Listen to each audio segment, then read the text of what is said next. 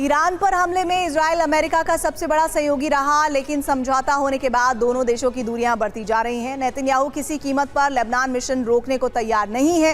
Hezbollah के साथ ceasefire का ऐलान होने के कुछ ही देर बाद लेबनान में हमलों की शुरुआत हो गई। अमेरिकी खुफिया एजेंसी ने सरकार को सतर्क किया है कि नेतन्याहू ईरान के साथ समझौते में सबसे बड़ा अड़ंगा बनने वाले हैं। दूसरी तरफ इजरायली मीडिया दावा कर रही है कि अमेरिका नेतन्याहू को चुनाव हरवाने का अभियान शुरू कर चुके हैं। लेबनान सरकार ने इजराइल पर सिविलियन को मारने का आरोप लगाया।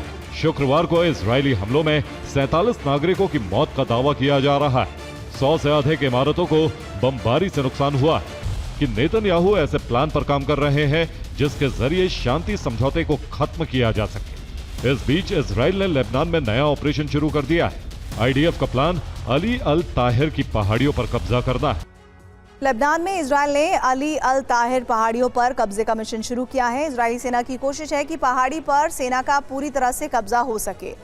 अब अली अल ताहिर की पहाड़ियों पर आईडीएफ और हिजबुल्लाह के बीच जंग शुरू हो गई है। पहाड़ी पर आईडीएफ की भारी गोलाबारी जारी है। अली अल ताहिर की पहाड़ियां दक्षिण लेबनान की अहम लोकेशन है। ये इलाका इजरायली सीमा से सिर्फ 30 किलोमीटर की दूरी पर है। इन्हीं पहाड़ियों की ऊंचाई पर बैठकर हिजबुल्लाह के लड़ाके इजरायली सेना की मूवमेंट पर नजर रखते हैं। ऊंची जगह से हमला करना आसान होता है, इसलिए इजरायली सेना को काफी नुकसान उठाना पड़ता है। दक्षिण लेबनान में अली अल ताहिर की पहाड़ियां लंबे समय से हिज्ब का अहम ठिकाना है। पहाड़ी पर हिज्ब के हथियारों का गोदाम है, मिसाइल हमले करने के ठिकाने भी हैं। इजरायली सेना का दावा है कि हिज्ब के हजारों लड़ाके पहाड़ियों में छिपे हो सकते हैं। ईरानी मीडिया हॉर्मुज़ बंद करने की मांग करने लगी। अमेरिका के साथ एमओयू को कैंसिल करने की मांग भी हुई। लेबनान पर तुरंत हमले रोकने की मांग हो रही।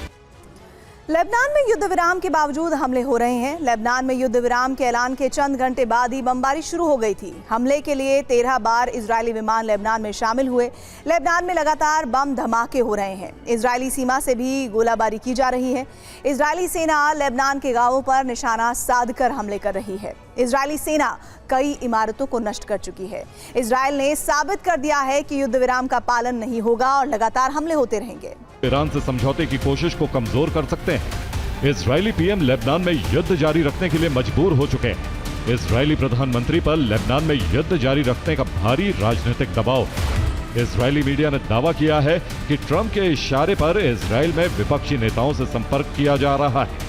इजरायली मीडिया का दावा है कि अमेरिका विपक्षी नेता नेफ्ताली बेनेट के संपर्क में है।